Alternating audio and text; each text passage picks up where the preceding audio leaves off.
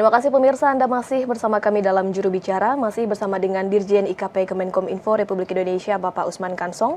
Pak Dirjen masih membahas mengenai kebijakan publisher right yang tengah digodok oleh pemerintah dan tengah menunggu keputusan Presiden saat ini. Kita ingin mengetahui Pak, untuk ruang lingkup dari peraturan publisher right ini seperti apa saja Pak? Sistemasi yang akan diterapkan seperti apa? Ya, ada beberapa hal ya yang diatur, tetapi paling tidak yang paling penting ya itu ada tiga. Ya, yang pertama, rancangan peraturan presiden ini atau Perpres Publisher Right ini mengatur tanggung jawab atau kewajiban perusahaan platform digital. Ya, jadi ada beberapa kewajiban yang diatur dalam Perpres ini bagi platform digital. Misalnya adalah tidak menerbitkan, tidak memfasilitasi penyaluran berita yang tidak sesuai dengan kode etik jurnalistik melalui mekanisme pelaporan. Ya, artinya platform digital ini harus menyiapkan mekanisme pelaporan bila misalnya ada masyarakat, ada asosiasi media, ada perusahaan pers, atau kemudian dewan pers yang menemukan bahwa berita yang disalurkan oleh platform digital ini tidak berkualitas, maka platform digital harus menghapus dari daftar ya dari search engine mereka berita tersebut. Ya, berita tersebut ini kan sebetulnya dibuat oleh perusahaan pers. Ya, nanti bagaimana kemudian urusannya dengan berita yang ada di atau ditayangkan di perusahaan pers, ya maka itu akan menjadi urusannya Dewan Pers. Ya, tetapi dalam konteks ini platform digital punya kewajiban untuk menghapus dari daftar berita-berita yang dinilai, dianggap tidak sesuai dengan kode etik jurnalistik dan undang-undang pers begitu. Nah, itu salah satunya. Kemudian juga ada kewajiban bagi platform digital untuk bekerja sama, ya. Dan ihwal kerjasama ini juga termasuk bagian ruang lingkup yang kedua dari rancangan Perpres Publisher Right. Ya, kerjasama ini bisa berupa bagi hasil, ya bisa berupa pembayaran lisensi, gitu kan.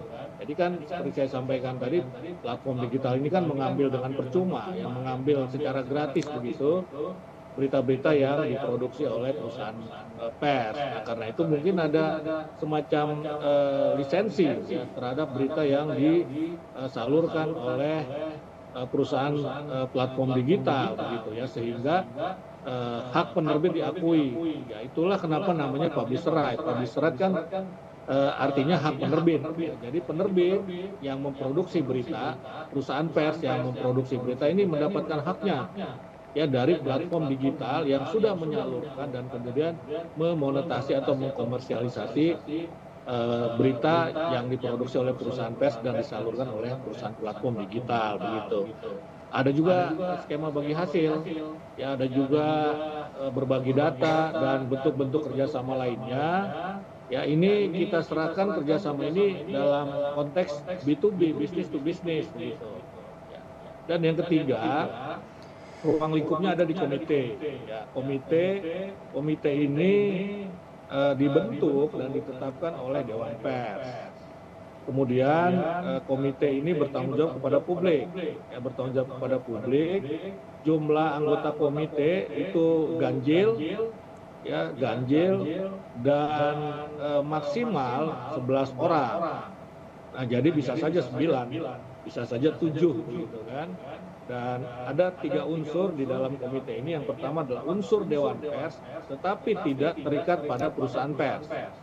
Ya, jadi untuk menjamin independensi, maka unsur dari Dewan Pers tidak boleh yang berafiliasi, bekerja, atau terikat dengan perusahaan pers.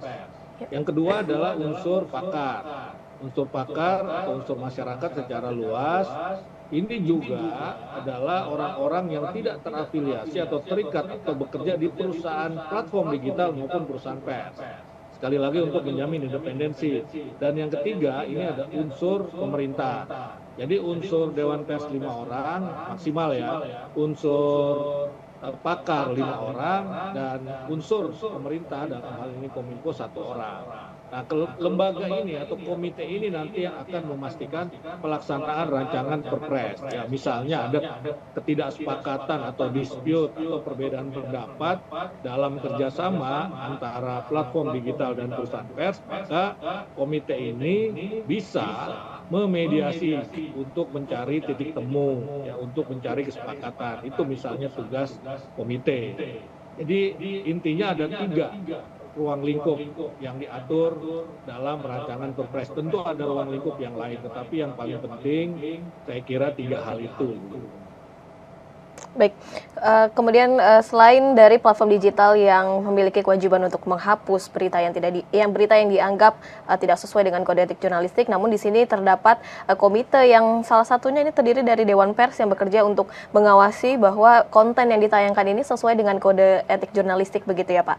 Dan baru-baru ini Pak Dirjen memang dari pihak platform digital khususnya Google ini mengklaim bahwa aturan dari publisher right ini akan membatasi keberagaman sumber berita karena memberitakan kekuasaan kepada sebuah lembaga non-pemerintah gitu untuk menentukan konten apa saja yang boleh muncul online dan penerbit mana saja yang boleh meraih penghasilan dari iklan begitu Pak. Bagaimana tanggapannya mengenai klaim dari Google ini?